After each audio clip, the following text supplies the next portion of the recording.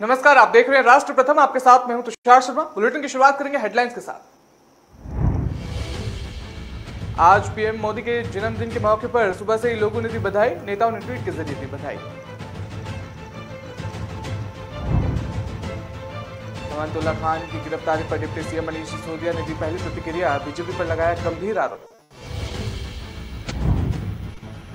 पहली बार ईरानी राष्ट्रपति इब्राहिम रईसी से मिले भारत के प्रधानमंत्री नरेंद्र मोदी। कांग्रेस को कमजोर करने के लिए काफी है राहुल गांधी। अरविंद केजरीवाल ने राहुल गांधी पर कसा तंज। जन्मदिन के मौके पर पीएम मोदी कुनो राष्ट्रीय उद्यान में छोड़ेंगे 8 चीते। खबरें जानेंगे विस्तार से। आपको बता दें कि प्रधानमंत्री नरेंद्र मोदी का आज जन्मदिन है। पीएम मोदी आज 72 साल के हो गए हैं। इस मौके पर देश के लिए आज का दिन ऐतिहासिक रहने वाला है। पीएम मोदी आज अपने जन्मदिन पर मध्य प्रदेश का दौरा करने जा रहे हैं।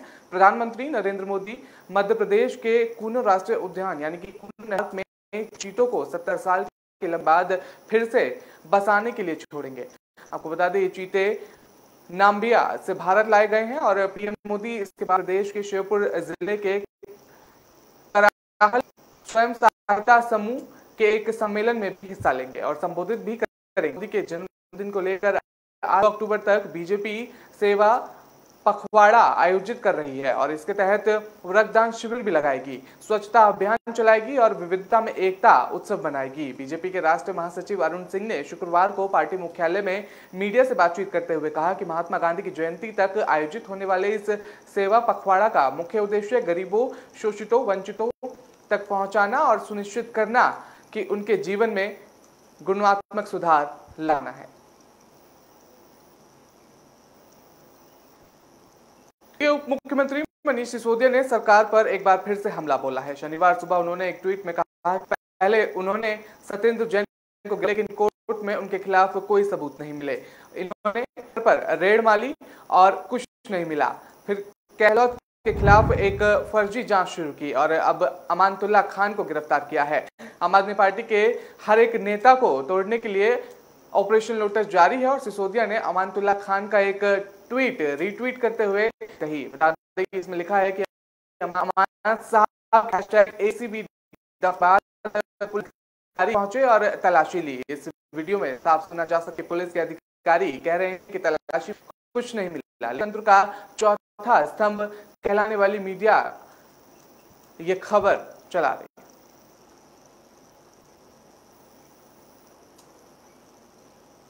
प्रधानमंत्री नरेंद्र मोदी ने शुक्रवार को यहां शंघाई सहयोग संगठन शिखर सम्मेलन में स्थित ईरानी राष्ट्रपति इब्राहिम रईसी से मुलाकात की। दोनों नेताओं ने द्विपक्षीय और आपसी हितों के मुद्दों पर चर्चा की।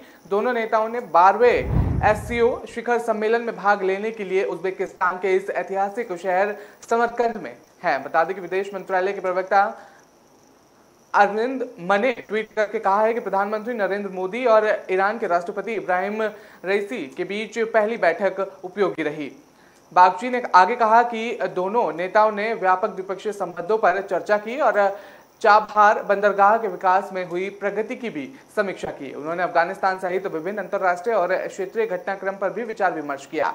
दोनों के बीच अफगानिस्तान मुद्दे पर भी बात हुई। बता दें कि ईरान खाड़ी क्षेत्र में भारत के लिए काफी समय से एक प्रमुख देश रहा है। दोनों देश दक्षिण पूर्व एशिया और मध्य एशिया के बीच अपने संपर्क में सुधार पर संयुक्त रूप से ध्यान केंद्रित कर रहे हैं। भारत ईरान के चाबहार बंदरगाह के अफगानिस्तान सहित एक प्रमुख क्षेत्रीय परागमन केंद्र के रूप में पेश करता है। ऊर्जा संपन्न ईरान के दक्षिणी तट पर बलूचिस्तान प्रांत स्थित चाबहार बंदरगाह को संपर्क और व्यापार संबंधों को बढ़ावा देने के लिए भारत, ईरान और अफगानिस्तान द्वारा विकसित किया जा रहा है। दिल्ली के मुख्यमंत्री अरविंद केजरीवाल ने शुक्रवार को कांग्रेस पर निशाना साधते हुए कहा कि राहुल गांधी कांग्रेस को कमजोर करने के लिए काफी। केजरीवाल ने इन आरोपों को खारिज करते हुए कहा कि आम आदमी पार्टी बीजेपी की बी टीम के रूप में काम कर रही है और कांग्रेस को कमजोर कर रही है। केजरीवाल ने एक कार्यक्रम में पूछा गया सवाल कि क्या मुझे कांग्रेस को कमजोर करने में जरूरत है, ये सवाल पूछा गया तो क्या राहुल गांधी पर्याप्त नहीं है? बता दें कि उनसे इस संबंध में उनकी प्रतिक्रिया पूछी गई कि क्या राजनीति प्रतिद्वंदी इस तरह के आरोप लगा रहे हैं कि आप कांग्रेस को कमजोर कर रही है और बीजेपी की बी टीम के रूप में काम कर रही है। कांग्रेस की भारत जोड़ो यात्रा पर केजरीवाल ने कहा कि उन्हें करने दीजिए, सभी को अच्छा काम करना चाहिए। शुभकामनाएं। ये पूछे जाने पर कि अगर आप केंद्र में सत्ता में आए तो प्रधानमंत्री बने तो क्या ऐसी चीजें होंगी? केजरीवाल ने कहा कि लोकतंत्र में लोग निर्णय लेते हैं, जब सभी एक साथ आएंगे तो वो फैसले करेंगे। आपको बता दें कि अरविंद केजरीवाल ने कहा कि अगर छात्रों को मुफ्त और गुणवत्तापूर्वक शिक्षा दी जाए तो नागरिकों को मुफ्त और अच्छी स्वास्थ्य सेवाएं उपलब्ध कराई जाएं। तो ये तमाम बातें केजरीवाल की तरफ से सामने आ रही थी। तो सीधे तौर पर उन्होंने राहुल गांधी पर भी निशाना साधा।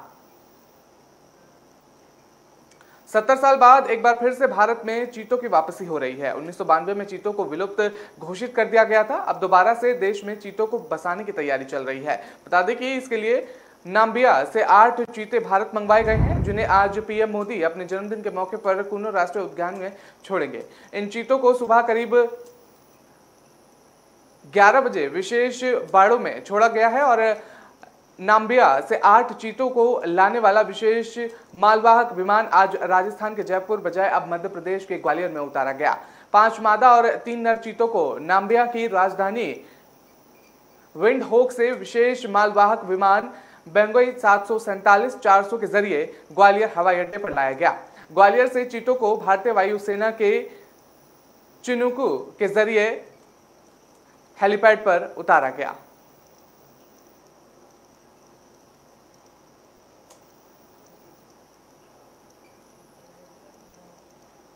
फिलहाल वक्त तो चला एक छोटे से ब्रेक का। खबरों का सिलसिला लगातार जारी रहेगा।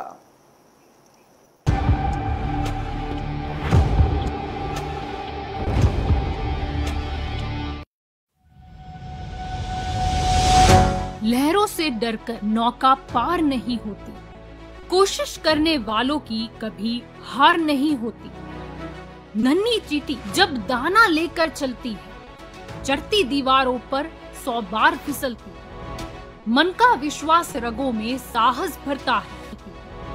चढ़कर गिरना, गिरकर चढ़ना न अखरता है। आगे मेहनत हार नहीं होती, कोशिश करने वालों की कभी हार नहीं होती। डुबकी धू में गोताखोर लगाता, जा जाकर खाली हाथ लौट कर आता। मिलते नहीं सहज ही मोती गहरे पानी में, बढ़ता 2 गुना उत्साह इसी हैरानी में। मुट्ठी उसकी खाली हर बार नहीं होती, कोशिश करने वालों की कभी हार नहीं होती। असफलता एक चुनौती है, इसे स्वीकार करो। क्या कमी रह गई देखो और सुधार करो। जब तक न सफल हो नींद चैन को त्यागो तो, संघर्ष का मैदान छोड़कर मत भागो तो। कुछ ना ही जय जयकार नहीं होती, कोशिश करने वालों की कभी हार नहीं होती। कुछ नया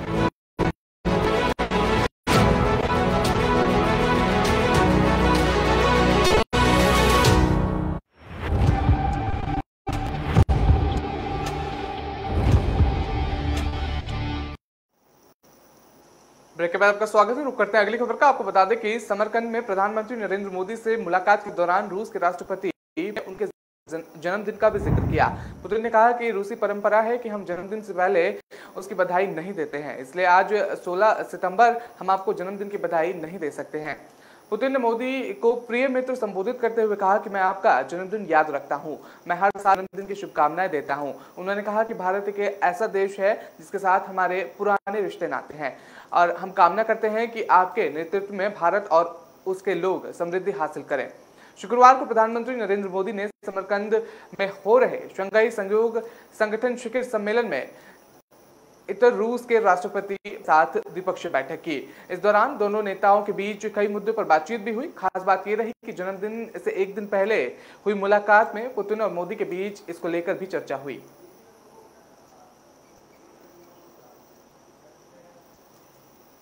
कांग्रेस नेता राहुल गांधी की अगुवाई में भारत जोड़ो यात्रा शुक्रवार को सुबह आगे बढ़ते हुए कोल्लम जिले के तटीय शहर नंदीकारा में पहुंची और पोलया थेऊ से शुरू हुई इस पदयात्रा में करीब 13 किलोमीटर की दूरी तय की।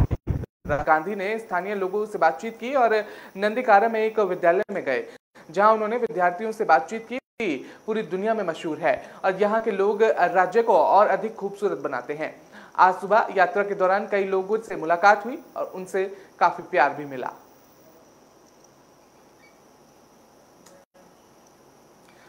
कांग्रेस सांसद राहुल गांधी लोकसभा चुनाव 2024 से पहले कांग्रेस की सियासी जमीन को दोबारा मजबूत करने के लिए कन्याकुमारी से कश्मीर तक की यात्रा पर निकले हैं। राहुल गांधी की भारत जोड़ो यात्रा जैसे जैसे आगे बढ़ रही है, वैसे वैसे भारतीय जनता पार्टी अपने हमले तेज करती हुई भी नजर आ रही है। भारत जोड़ो यात्रा पर निकले राहुल गांधी ने केरल के कोल्लम में बेरोजगारी और महंगाई के मुद्दे पर मोदी सरकार को घेरा, तो वहीं आरएसएस और बीजेपी की विचारधारा पर भी हमला बोला। बता दें कि राहुल ने कहा कि पहले लगता था कि पूरे भारत की यात्रा मुश्किल होगी, लेकिन अब ऐसा नहीं लगता। गौरतलब है कि भारत जोड़ो यात्रा करीब 3,500 किलोमीटर की है और जिसमें से 150 किलोमीटर यात्रा कवर कर ली गई है। वहीं मोदी सरकार पर हमला करते हुए राहुल गांधी ने देश में बढ़ती महंगाई और बेरोजगारी के लिए सरकार को जिम्मेदार बताया। उन्होंने कहा कि एक तरफ लोगों के पास रोजगार नहीं तो दूसरी तरफ महंगाई बढ़ती हुई नजर आ रही है। पेट्रोल डीजल की कीमतें बेतहाशा बढ़ रही हैं। हमले तेज करते हुए राहुल गांधी ने कहा कि आरएसएस और बीजेपी सत्ता के लिए भाई को भाई से लड़ाते हैं, महिलाओं को दोयम दर्जे का हैं। आरएसएस और बीजेपी देश को नफरत के आधार पर विभाजित कर कुछ लोगों की जेब भर रही है। यही काम अंग्रेज करा करते थे। इसलिए हम भारत जोड़ो यात्रा निकाल रहे हैं ताकि लोगों को एक साथ लाकर समाज में सौहार्द स्थापित कर सकें। यात्रा के दौरान लोगों से मिल रहे समर्थन से उत्साहित राहुल ने कहा कि पहले उन्हें लगता था कि पूरे भारत की यात्रा मुश्किल होगी, लेकिन लोगों के समर्थन से अब ये आसान लगने लगा है। बिहार के पूर्व उप मुख्यमंत्री सुशील कुमार मोदी के एक बयान पर जेडीयू के राष्ट्रीय अध्यक्ष ललन सिंह भड़क गए हैं। शुक्रवार को ललन सिंह ने सोशल मीडिया पर पोस्ट कर सुशील मोदी पर हमला बोला और उनके बयान को झूठा बताया। ललन सिंह ने रघुराम रंजन कमेटी को लेकर बीजेपी को बड़का झूठा पार्टी कह दिया और आज ही सुशील कुमार मोदी ने इस पर एक बयान दिया था। ललन सिंह ने शुक्रवार को सुशील मोदी को टैग करते हुए लिखा कि झूठ बोलकर पार्टी के आकाओं को खुश करने के लिए कम से कम बिहार के भविष्य का सौदा तो मत कीजिए। ये सीधे तौर पर निशाना साधते हुए नजर आए। बता दें कि 2007 में रघुराम रंजन कमेटी का गठन नीतीश कुमार जी ने नहीं, तत्कालीन प्रधानमंत्री श्री मनमोहन सिंह जी ने किया था। ये अपने ट्वीट के जरिए उन्होंने बात कही। आपको बता दें कि रघुराम रंजन कमेटी ने अपनी रिपोर्ट में बिहार को सबसे कम विकसित राज्य बताया और नीति आयोग ने भी अपना हालिया रिपोर्ट में इसकी पुष्टि की है। फिर भी बिहार वासियों के अधिकार के विरुद्ध बात कर रहे हैं बिहार और अन्य पिछड़े राज्यों के लोगों, और ना आपको माफ करेंगे ना ही आपकी पार्टी को। क्या कुछ कहा उन्होंने, सुनिए। अब तो विशेष राज्य की अवधारणा ही खत्म कर दिया। नीतीश जी ने रघुराम राजन कमेटी का गठन किया था। मध्य प्रदेश के मुख्यमंत्री शिवराज सिंह चौहान ने प्रधानमंत्री नरेंद्र मोदी को जन्मदिन की हार्दिक शुभकामनाएं दी। मुख्यमंत्री ने कहा कि पीएम मोदी ने अपना जीवन देश को समर्पित कर दिया। उन्होंने कहा कि प्रधानमंत्री भारत के लिए भगवान का वरदान है। ये मैं इसलिए कह रहा हूं क्योंकि जन्म लेने के बाद से ही उन्होंने अपना पूरा जीवन देश के लिए समर्पित कर दिया। पीएम बड़े फैसले लेते हैं। उन्होंने कहा कि पहले के पीएम समस्याओं को ग्रुप ऑफ मिनिस्टर्स में भेजते थे। पहले के पीएम शीघ्र फैसला नहीं करते थे, लेकिन पीएम के पास हम जाते थे तो फैसला तत्काल होता है। बता दें, आज जिस तेजी से देश आगे बढ़ रहा है, हमारे देश की प्रतिष्ठा इतनी है कि हम उसे गिनाए तो वो कम पड़ जाए। इसके अलावा सीएम ने ट्वीट में लिखा कि देश के नवनिर्माण में प्राण से जुटे मां भारती के यशस्वी पुत्र माननीय प्रधानमंत्री नरेंद्र मोदी को जन्मदिन की आत्मीय बधाई। भगवान श्री राम की आप पर सर्वदा कृपा दृष्टि बनी रहे। तो ये तमाम बातें सीएम की तरफ से सामने आ रही हैं और साथ ही उन्होंने कहा कि आप सदैव स्वस्थ रहें और दीर्घायु हो। यही प्रार्थना करता हूं कि सीएम शिवराज सिंह चौहान ने आगे कहा कि दृढ़ इच्छा शक्ति के धनी घनघोर चुनौतियों के बीच भी उचित निर्णय लेने का विशेष गुण हमारे प्रधानमंत्री नरेंद्र मोदी को विश्व के लीडरों से अलग बनाता है। आपका आगे बढ़कर समस्याओं से निपटने का गुण देशवासियों को एक नए आत्मविश्वास से भर देता है। तो ये तमाम बातें सीएम शिवराज ने अपने ट्वीट के जरिए कही। फिलहाल वक्त तो चला एक छोटे से ब्रेक का। खबरों का सिलसिला लगातार जारी रहेगा।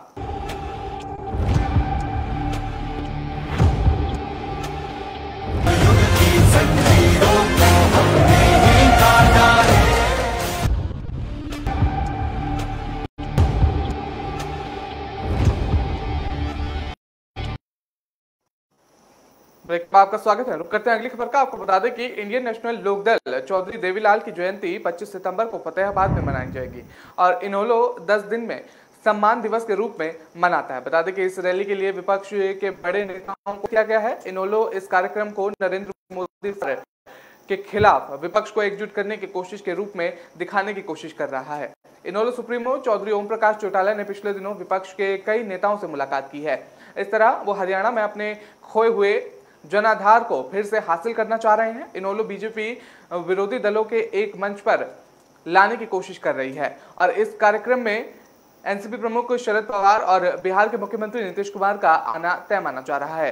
बिहार के मुख्यमंत्री नीतीश कुमार ने पिछले दिनों दिल्ली दौरे पर गुरुग्राम में ओम प्रकाश चौटाला से मुलाकात भी की थी। बता दें कि सम्मान दिवस रैली के लिए बिहार के उप मुख्यमंत्री तेजस्वी यादव और नेशनल कॉन्फ्रेंस के फारूक अब्दुल्ला, आंध्र प्रदेश के पूर्व मुख्यमंत्री चंद्रबाबू नायडू, राज्यपाल के राज्यपाल सतपाल मलिक और उत्तर प्रदेश के पूर्व मुख्यमंत्री मुलायम सिंह यादव, पंजाब के पूर्व मुख्यमंत्री प्रकाश सिंह बादल और अकाली दल नेता सुखबीर सिंह बादल, शरद यादव, जेडीयू के केसी त्यागी जैसे नेताओं को आमंत्रित किया गया है। बता दें कि इस रैली को लेकर ममता ने भी अभी तक अपने पत्ते नहीं खोले हैं। वहीं विपक्षी एकता की कोशिश कर रहे केसीआर ने अभी तक अपना रुख साफ नहीं किया है।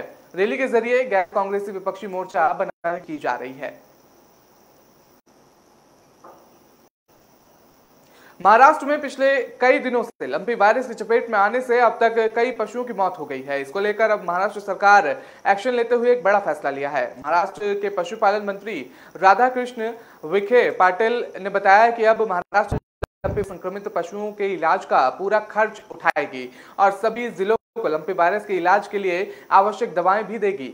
हालांकि इससे पहले ही महाराष्ट्र सरकार ने लंपी वायरस से निपटने के लिए राज्य स्तरीय टास्क फोर्स का भी गठन किया है और 12 सदस्यीय टास्क फोर्स का नेतृत्व पुणे के पशुपालन आयुक्त। महाराष्ट्र में पशुओं में फैल रहे लंपी वायरस को देखते हुए नांदेड़ जिला प्रशासन ने पशु बाजार पर रोक लगा दी है। पशुपालन विभाग ने जानकारी देते हुए बताया कि महाराष्ट्र में सोमवार तक 43 पशुओं की लंपी वायरस की चपेट में आने से मौत हो गई थी। इसके साथ ही पशुपालन विभाग ने सभी जिलों के अधिकारियों को राज्य में टीकाकरण को तेज करने के निर्देश भी दिए हैं। इतना ही नहीं, खुद मुख्यमंत्री एकनाथ शिंदे ने भी इस पर बैठक करते हुए पशुपालन विभाग के अधिकारियों को सतर्क और लंपी वायरस संक्रमण के निर्देश दिए हैं।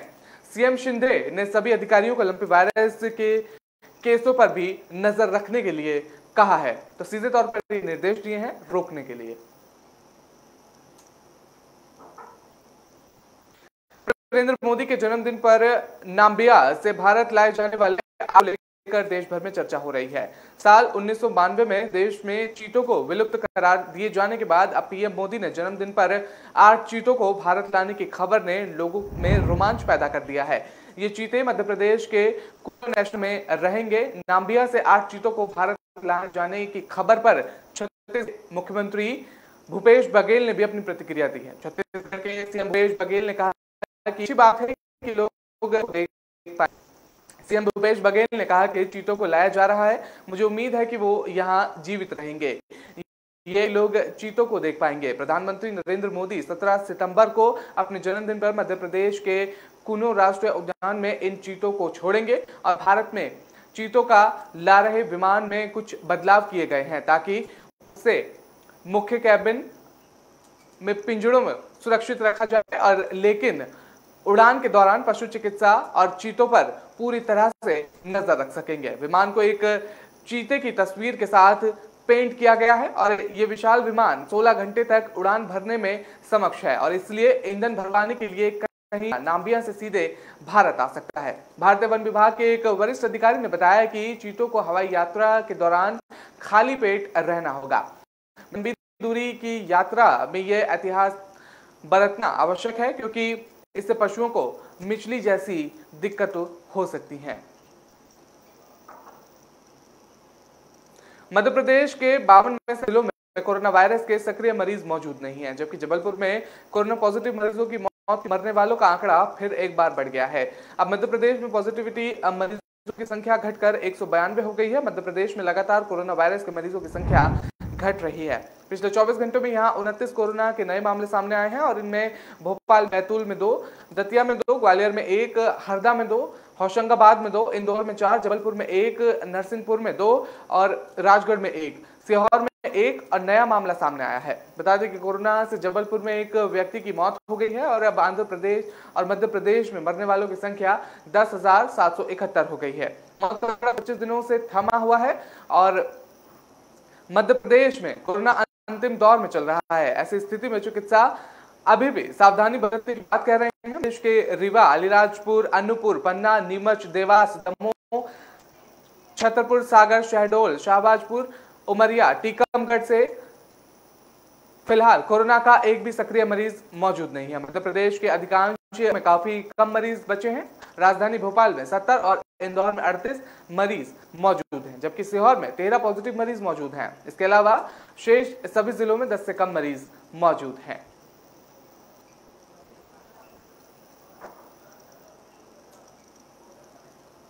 देश में बारिश और बाढ़ से जनजीवन अस्त व्यस्त है। उत्तर प्रदेश और मध्य प्रदेश के कई हिस्सों में लोग बेहाल हैं। आज भी मध्य प्रदेश और उत्तर प्रदेश के कई हिस्सों में बारिश की संभावना जताई गई है। उत्तराखंड के कुछ हिस्सों में भी मध्य से भारी बारिश की संभावना जताई गई है। पूर्व उत्तर प्रदेश और उत्तरी बिहार और उप हिमालय, पश्चिमी बंगाल और सिक्किम, दक्षिण गुजरात, विदर्भ के कुछ हिस्सों में भी भारी बारिश की आशंका जताई है। मौसम विभाग के मुताबिक दिल्ली एनसीआर में 17 सितंबर को यानी आज बादल छाए रहेंगे। दिल्ली एनसीआर के कई हिस्सों में आज भी हल्की बारिश हो सकती है।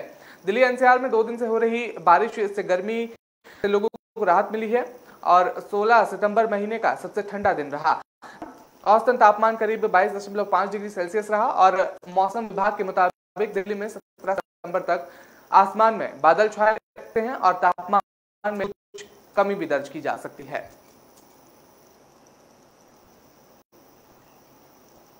तो फिलहाल इस बुलेटिन में इतना ही। मुझे दीजिए इजाजत। आप हमारी खबरों को विस्तार के लिए आप हमारी वेबसाइट पर भी जा सकते हैं। www.kalamkartavya.com पर जाकर खबरों को विस्तार से पढ़ सकते हैं। नमस्कार।